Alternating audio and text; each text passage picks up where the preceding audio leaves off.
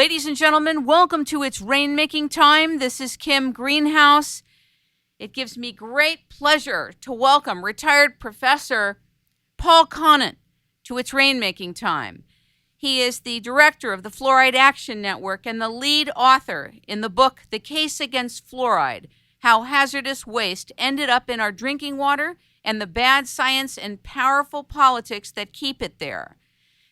Now, ladies and gentlemen, I want you to know that I've been upset about fluoride for many years. I've known that it's been in our water, that this has been approved by the American Dental Association, the California Dental Association, by many agencies, and people have found out that fluoride is dangerous for not only our health, but our children's health.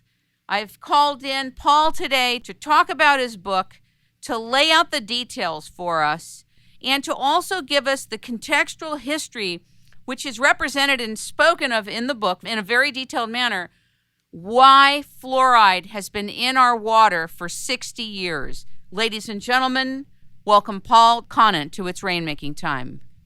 Thank you, Kim. Nice to be here. I tell you, in a way, it's nice to be here with you because of the great work that you're doing. Part of me says it's really not nice to be here about what we're going to talk about. That's right. This issue, the fluoridation should never have begun. And once it began, there are many times when it should have ended. It should never have begun because this is a terrible medical practice. To use the public water supply to deliver medicine is absolutely a stupid thing to do, because once you put the medicine in the water, you can't control the dose because you can't control how much water people drink. You can't control it, who it goes to. It goes to everyone, including bottle-fed babies, which I shall talk about more later. And there's no individual supervision by a doctor, and it's violating the individual's right to informed consent to medicine. So essentially what you're doing is you're allowing the government, in the case of California, the state government, to do to everyone what an individual doctor can do to no one, to force medicine on them. So it's a bad medical practice, and we've never done it with anything else, with no other medicine. This is the only time that we've used the public water supply to deliver medicine, apart from a short experiment with iodine in the 1930s, which is a complete failure because it couldn't control the dose, and some people were overdosed with iodine. And as I said, there have been many times now when this practice should have stopped. And in most recent times, it was when, in 1999, the Center of Disease Control, or I should say, the Oral Health Division of the Center of Disease Control. There's a difference here. The Center of Disease Control is a massive federal bureaucracy to protect our health, supposedly. 20,000, 30,000 people down in Atlanta, Georgia. The Oral Health Division is only 30 people, and they're just dentally trained people. And their mission is to promote fluoridation far and wide in the United States, and even support mandatory statewide fluoridation. So when you're dealing with the CDC, you're dealing with essentially a lobby for fluoridation. So don't be surprised when they come out with statements like fluoridation is one of the top 10 public health achievements of the 20th century, which is quoted nearly every day somewhere in the world. But in 1999, even this Oral Health Division admitted that they'd got the mechanism of fluoride's benefit wrong for 50 years. For 50 years, they thought that the baby needed fluoride before the teeth had erupted. They even had pediatricians giving fluoride tablets to pregnant women and to babies before their teeth had erupted. And the idea being is that fluoride would build up in the tooth enamel, and so when the teeth eventually erupted in the mouth, they would be less subject to acid attack. Well, the acid, of course, comes from the bacteria rotting down to produce acids, the sugar to acids. And that's the start of tooth decay. And then in 1999, they said, whoops, we're wrong. The predominant mechanism of fluoride's action is topical. It works from the outside of the tooth, not from inside the body. And at that point, the penny should have dropped. If you use a different strategy of encouraging everybody to use fluoridated toothpaste and brush it on the teeth and spit it out, you solve the health problems because you're not exposing every tissue in the body to this toxic substance.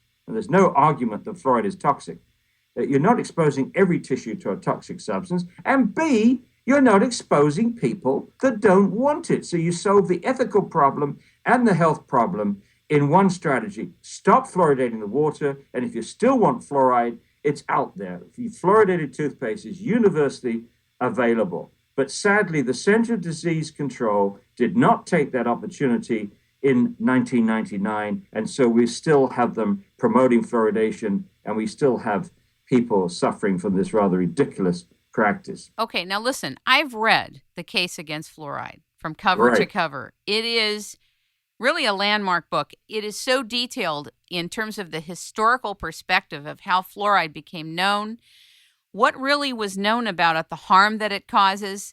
Even in the 1800s, we knew this. I have a couple of detailed questions, actually pages of notes for you. Okay. And I want to let you go to town with it, but I want to just cut in right here at the beginning. There is no control of who gets it in the dose. We get that.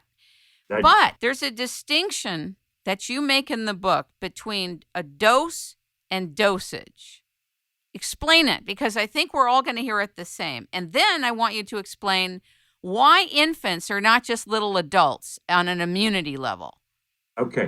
Well, first, of course, there are two huge distinctions. One is the difference in concentration and dose. And that's a distinction which they've obfuscated for 60 years, because you'll notice that when the proponents are arguing for fluoridation and they have to deal with all the health studies which show harm, they always say, oh, these are at high concentrations. There's been no studies that show harm at 1 part per million, as if the concentration was the guiding factor.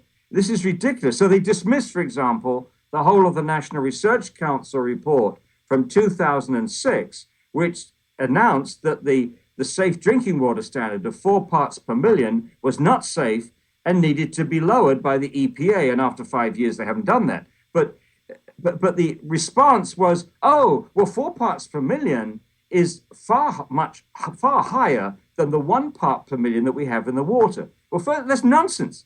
That means they don't know the difference in concentration and dose, because somebody drinking over 4 liters of water a day, of which there are many, would get more fluoride than somebody drinking 1 liter at 4 parts per million. So you can't make this comparison based upon on concentration. You've got to make these comparisons based upon dose, which makes this huge 507-page report from the National Research Council very important indeed. So now to answer your question. Sorry, I'm a bit long. No, you are answering the question. That's good. Keep going. So the difference between dose and dosage. The difference is key when you're comparing adults with children. That's the key thing. So what we do, because I think everybody knows that the same dose of aspirin, which might be safe for an adult, is not safe for an infant. You know, if 1,000 milligrams of aspirin is safe for an adult, you wouldn't give 1,000 milligrams to a baby. So how do toxicologists adjust for this? The answer is they divide by body weight.